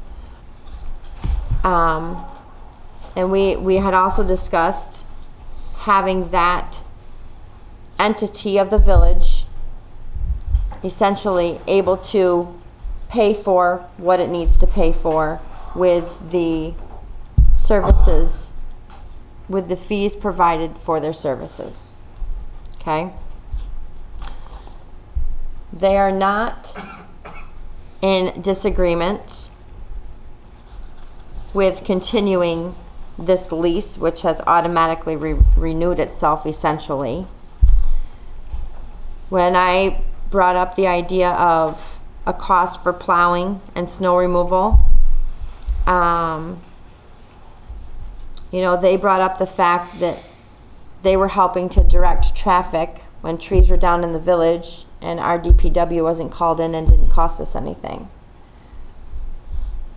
They also brought up the fact that they raise $75,000 on a regular basis to help keep their budgets lower.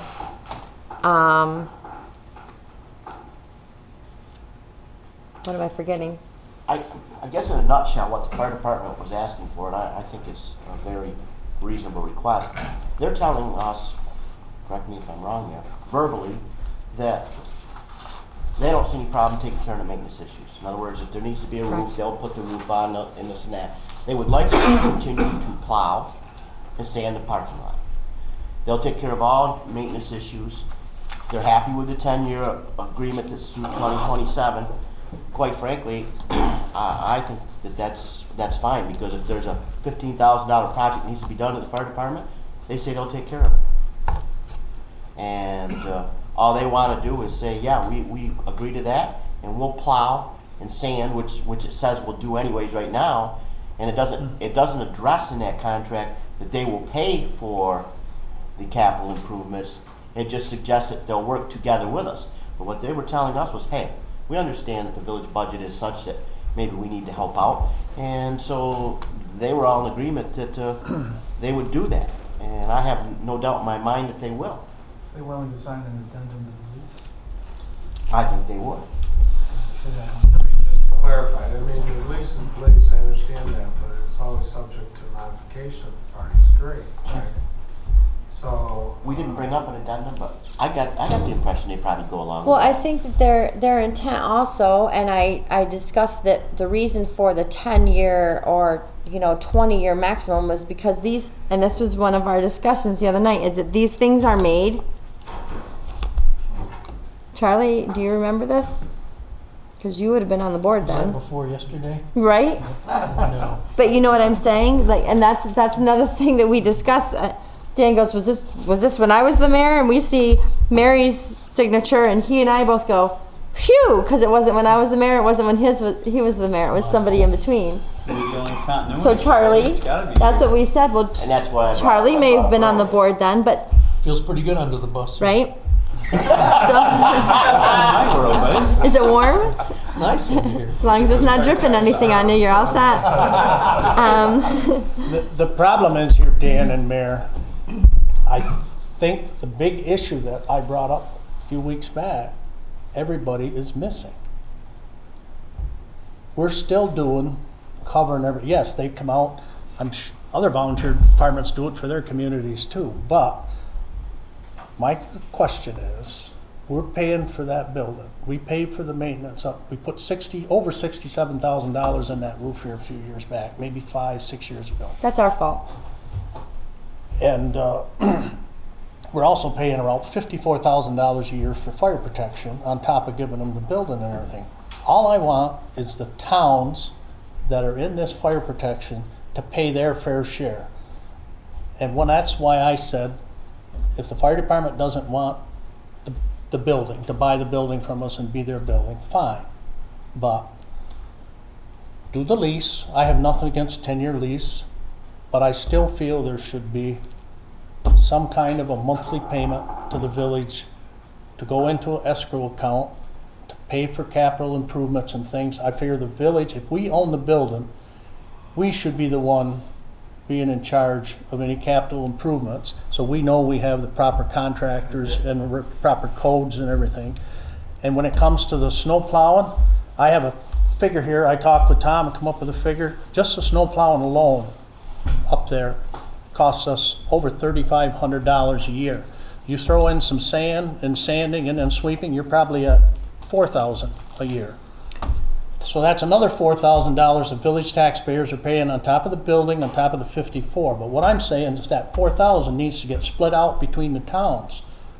I'm willing to pay a quarter of it, but Watson needs to pay his share. Town of Lowville needs to pay his share. And that's what needs to get across to the fire department. They need to get that in their budget, like I'm saying. Probably an extra $2,500 a year per town for fire protection to go into a special I fund. think Marchivo. You have a way to do that already. The contract with those towns is with you as a village. You contract for the fire department with those towns. What has been happening is the fire department has been sending the budget to them with a request, without a lot of input or oversight from you. If you now exercise the oversight that you're allowed to on that, you can take the budget that they give you as your operating budget and say there are these additional things that aren't in the fire department's budget but are in our budget to run this department. And we also want a certain amount to go into a reserve account for future equipment or building repairs or whatever. And you can capture that in your agreement with the towns by letting the department budget come to you first, you adding on those things that you have that are unique to the way you handle your relationship with the fire department, and then send it out to the towns and ask them for their proportionate share. You haven't captured that because the fire department has simply been sending their budget on to the towns directly without it coming through you. Well, it's been coming through us because I signed them, but we don't. You signed the contract, but when they go to the towns and tell them what they want for a contract, it's not you going to the towns and telling the town what you want for a contract. Well, It's the I fire send that department. to them. You send it to them. Yeah, they bring But me you the just budget. forward on whatever the Yes. fire department Right, gives we, you. we're not an That's active what I'm participant. saying. Before it gets putting the input Right. into it as far as we Not- need these additional amounts. Let me address Joe's concern, and maybe this will satisfy his concern, not the way I understood it, Mayor. The fire department is saying they'll do all those things, okay? Their concern, quite frankly, is if we pass that on to a lot of the towns, they may run to another department, okay?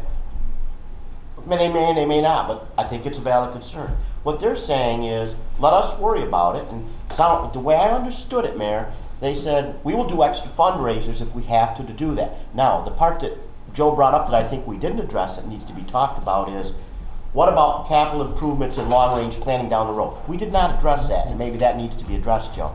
But I think their sincerity was, we can do all of what we're suggesting, but there's certain towns, without mentioning names, that fight them all the time on Not so much anymore. well, not so much anymore, but they don't want that issue. And they're willing to go out and raise the money to do the capital improvements, which means, in a sense, a break to us also, because we're 33% of that budget. So, you know, in fairness to what was said, I probably should have we probably should have talked to you guys before the meeting tonight, to just inform you what went on, in a sense, via email, what we didn't. I like what they proposed, and I agree with Attorney Gibo. I think probably before the budgets go out, we should look at them, and we should ask questions, because that is our duty.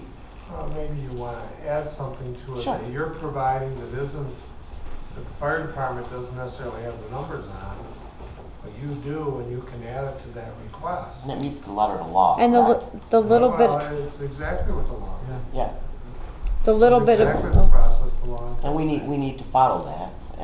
And they might not like that part of it, but there's give and take to everything, and I think that we should bless those And, I mean, if there's questions, ask them. And the other part of it was, part of the discussion was, at the end of the day, if, let's say they chose to build a new building, that's not any discussion. We decided that we had to take that building back over, that's also not part of any discussion. But they said at the end of the day, the village owns the building. How do we ask everyone else to help take care of the building? Well, you know, a question came up, and if, I didn't ask this of the fire department the other night, and I wished I had. Without our permission, I don't know if they could build a new building, could they, Mayor? Or Mark? They have If they- their own funds, they can build whatever they Okay, want. okay. But that's simple, But then Mayor, we would, because could we still govern them? Yeah. You would still govern them as long as they're Okay. still a village fire department. But they raise funds, or they get donations, or they have requests that they receive. Well, then And my you don't question. control the Okay. expenditure of Part those you funds. control. Okay. You control the operation. I just asked that to make sure that, And you have departments that have done that. but no, you take that on they're worried about control of the cost because of other towns. The vehicles are garaged there, and they gotta have a place to be able to take care and maintain their equipment. So it's in that fire hall. And those trucks are going to other towns when they have an emergency. The other thing that's happening, and I have no problem with them doing it, if they have a water problem, where do they get the water? The tankers come back and fill up, which I don't have a problem. If your house is on fire, you need the water. I'm fine with giving them all the water they want, but I'm just saying, the towns are getting benefits from the village.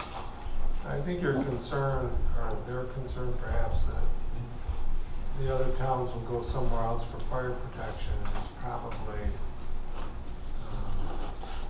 probably not realistic. You know, I mean, distances and so forth, response times are kind of critical to insurance ratings and so forth. I don't think you're going to see that. Plus, your department is the largest and strongest department in the county, and I don't think you're going to find any other departments want to do anything that would step on their toes. I think you're right. But they do take a lot of pride in their fire department. And they do a lot of fundraising to help offset that they don't necessarily have to do, obviously, but they choose to because, one, they're active in the community. Two, you know, they enjoy it. It helps with camaraderie. They did question this board's, I guess, individuals on this board and the support of the fire department. they were concerned they weren't appreciated. I assured them many times over that they are not an entity that we need to be concerned with, and that we really have no issues with what happens at the fire department. And that was If I can not the interject case. on that, Mayor, I think I know when John Chrisman came in here, I recognized him to this board because John Chrisman was the one that organized and was gonna help us haul water last summer when we had that Correct. shortage. He went above and beyond and came up with a plan. Right. We did it together, so, Yeah. you know, I don't think this board does not appreciate the fire department, but I appreciate the fire department. I just want the towns to pay a little bit Right. more towards everything that's going on. Towards our personal costs of Yeah, that's all I want. housing the Just department. some place in the budget, get more funding from the town to go towards capital improvements and things on the building. I think they should share those expenses. well, it says in that agreement that they will, doesn't it? Well, it says You the read fire that. department and the village will come to Like they said, terms. they would be responsible for maintenance of the building.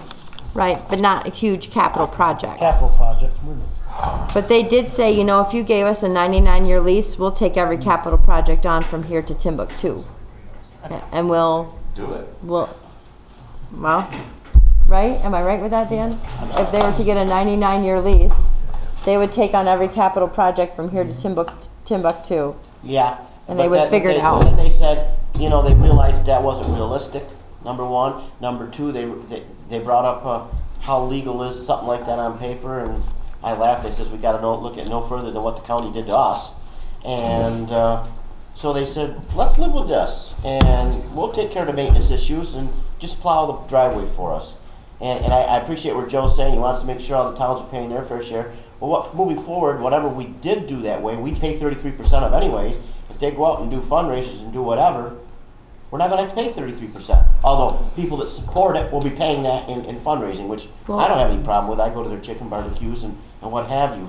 But what it would do though is they don't wish to add on these additional expenses to their budget. Yeah, that's correct. The only thing that I think Well, they Joe... don't have to, we can. It's not, it's not their budget that needs to have those in there. It's in your contract with the town. And when it comes time for those contracts at the end of the year, you can have those discussions and determine if there's an additional amount you want those towns to pay towards the snow plowing or whatever else it is. Yeah, I mean, Well, why don't you just go back and I don't have a problem with a 10-year lease, but when it comes to their contracts, let the fire department know before they're shipped out to the towns that we need to take a look at it. And then if we need to, say you might need to put an extra 5,000 here or 3,000 here. Yeah. And we can have a constructive discussion with them. Right. Well, did we ever end up paying the town for the workman's comp fee? We are, but I have a question on that because when I send the contracts and the bills out to the towns, they pay the fire department directly. So would we have to have our own contract? Well, We you don't can, see you the can money at all. specify how those payments go in the contract, and some portion of it may go directly to the fire department, some portion may go directly to the village. I mean, the contract's between the village and the town.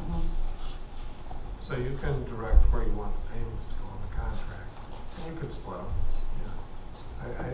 That's logistics. I mean, Okay. that part of it can be worked out. Okay. It was a good discussion. So we'll need to update. I'll do that. The meeting is Tuesday after Memorial Day, after our meeting here at 4 o'clock. Maybe I'll get there. Okay. Anything else on that? With the fire department, you have to meet Tuesday after Memorial Day? I do, yeah. Okay. At 7 p.m. is their meeting. Okay. Anything else on that topic? No, that horse is dead. Or not Okay. really. Village water filtration system. Yeah, but this is I love water. Me too. An update, You want to talk about Thomas? I talked to Jeff Smith today about the purchase possibility. So one of the things, I think it's on Paul unit. It's on municipal board recommendations. municipal board recommendations. One of the recommendations was to purchase the Paul trailer outright and finance it for a period of time in order to, we know that we're gonna need to keep that trailer for an indefinite period of time until we either develop water out of our wells or we come up with a system for our disinfection byproducts.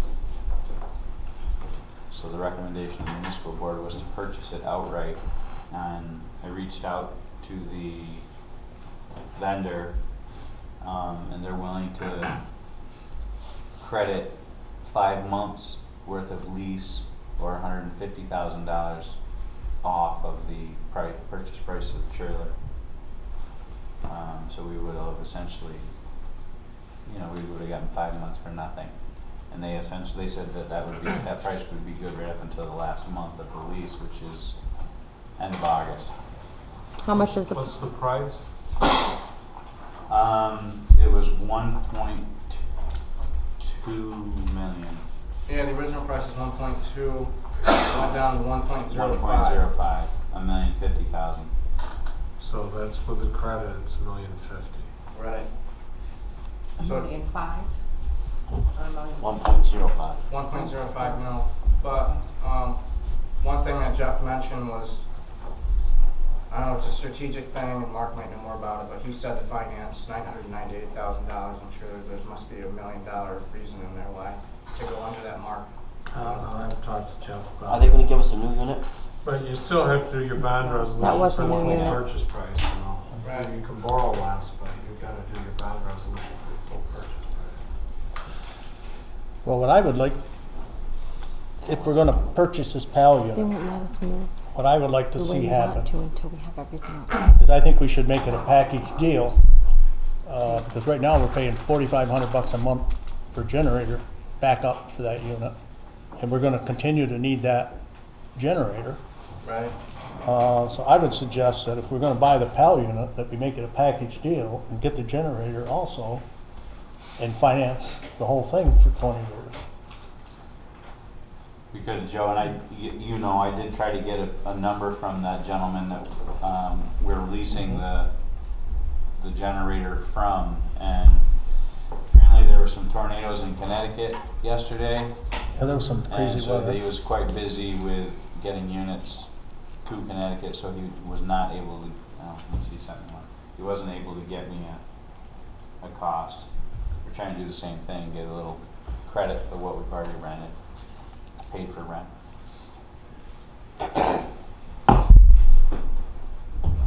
Holy crap.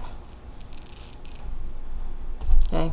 I That's mean, we what, can 100 adjust, this is just a sample, he did the 10-year, I remember on the phone, he said something about maybe a 15-year, and you threw out 20, so obviously that's adjustable based on us probably looking at those spreadsheets again. How long is that unit good for? What's the Well, we useful can't life? finance it for more than the useful life, so we're gonna have to determine that. Right, yeah, that's a good question. I'm financing cars for 10 years now and they're only good for 7.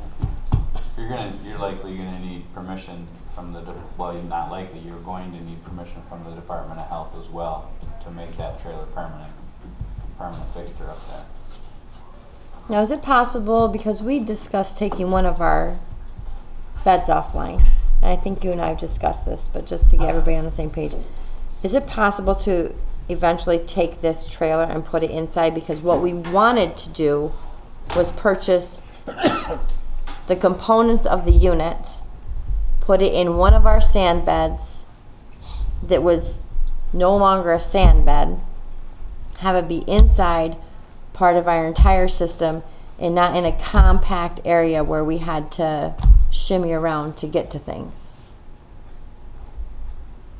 Is it possible That was one of our options, yeah. to take this unit and put it inside after we own it, or would you not mess with that? I mean, I explained to Jeff Smith when he proposed this, I told him to think about both cases, as if we were gonna get rid of it soon, and then also if we're gonna keep it for its whole life, and maybe that's why he ended up on the 10-year. But I think he was trying to balance the two. But keep in mind too, when we went to DOH, we were trying to push that through, and that's when I we know. said, you know, hold on, look at your water quality. I That's know. the next thing that we're gonna talk about too, so Well, it's all So we have our hands tied. you know, you haven't got a lot of time between now and the end of August, I hate to No. tell you, so. No, we if have to you do gotta this. something with DOH, somebody needs to be talking to you, so. Well, what they want from us to give us permission to do this is not really possible to reach by that time because it takes months of testing and. Well, on the water quality side, but, I mean, to get permission to keep the Paul unit as a more permanent solution, is something that you need an answer to before you buy it. They're working on another 6 to 9 month, they're working on a 6-month or a 9-month lease extension. Paul is, But if he- we were gonna extend the lease. But he was saying Department of Health. Instead of purchasing it.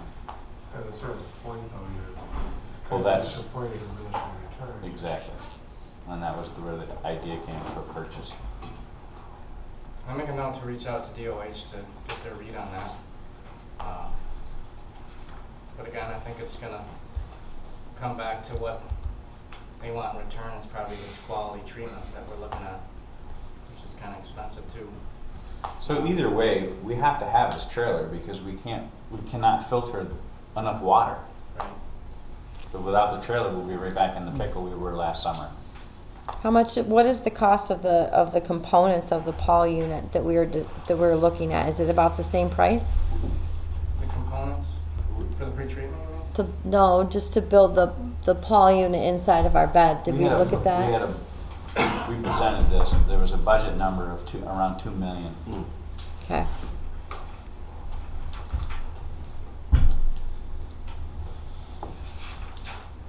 Okay, We're gonna need the unit anyway. right, we need to go forward with that. We are, With the blessing from the Department of Right, Health. right. yep. Yeah, but we're still, without the blessing of the Department of Health, we're gonna need it until we get all that testing done, right?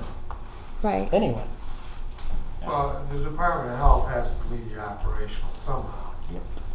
And so, you know, you have to doesn't feel have a that way. plan that's going to work with them, or you have other consequences. So what we have right now is a pilot approval for the Paul trailer being used along with our sand beds, so it's a pilot. So I don't know if there was a deadline or a drop dead, you know, no more pilot at Well, some we point. want to know that they're going to allow us to extend the pilot at least through our study period, right? Yeah, I mean, they're the ones. that- Study and solution period, whatever that is. Chicken and the egg. Well, yeah, but I mean, you can't operate outside the Department of Health regulations without consequences. Is the problem. Who are you dealing with? I don't envision that it's an issue. don't think so They're the either. ones that actually told us to look into other sources, so. Okay. And their immediate response was just extend your lease then. I Right. think all we're doing is modifying our arrangement. It's basically the same thing. Because if we had to, we could sell it in 3 years or whatever. That's fine. 2 years, I 1 year. just want to know what approach to deal with. Right, yeah, no, we're dealing with them, so make a note to run that by.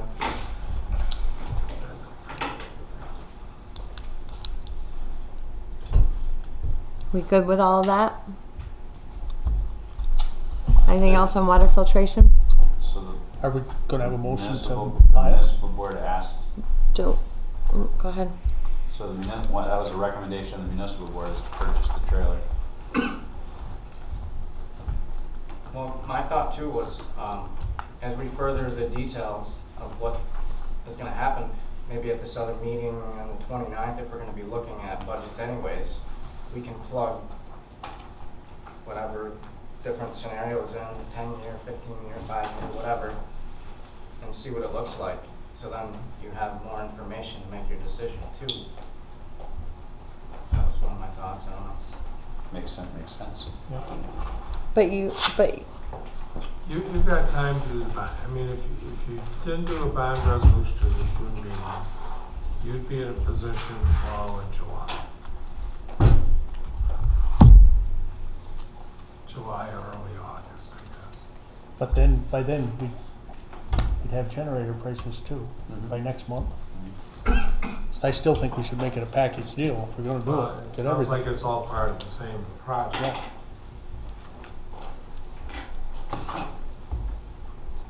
And like I say, Tom was hoping to have them numbers tonight, but didn't work out. You know, you could even, if you wanted to, add it on to your meeting on the 30th, if you have Yeah. the numbers by then. okay, We have to go through the process of advertising that as well, don't we? As far as, Well, it'd have to be part of what we put in the notice for the special meeting. I mean, normally a notice for a special meeting, you're gonna keep it somewhat generic. You're gonna say it's to discuss the Five Streets project, and it's also to discuss water filtration. And I always like to put a little clause at the end that says, and such other businesses may come before the board to kind of give you an open, something that's off. Yeah, awesome. Okay. well, it sounds like this is essentially, were you asking, this is a specialized piece of equipment, do we have to get bids and such, or no? right, that's kind of what I was getting at, yeah. Or do we have to bid it? Right, Oh, I thought you had mentioned that previously. well, I mean, unless you're gonna, I mean, we brought it in as an emergency basis. We're gonna get credit, who can come close to the same unit with Well, the same price? Yeah, you say that, but I don't know. And I have to look at 103, June municipal, and see if we got to bid this, certainly we're at the bidding threshold. I don't know what the exception would be.